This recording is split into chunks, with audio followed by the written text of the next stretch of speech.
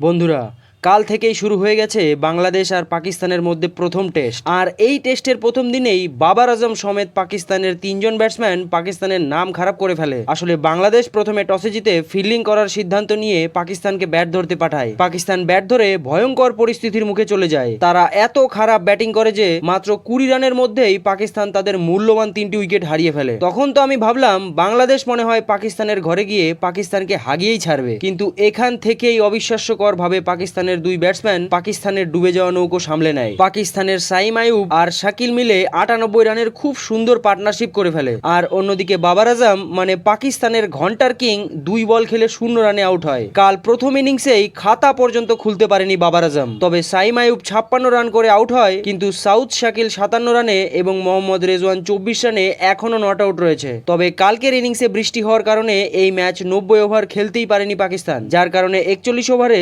4 wicket হারিয়ে 158 run করে পাকিস্তান। এখন দেখা যাক আজ কত রানে অল আউট হয় পাকিস্তান। তবে আপনাদের কি মনে হয় বন্ধুরা, পাকিস্তান কত রান করবে? নিচে কমেন্ট করে অবশ্যই জানাবেন।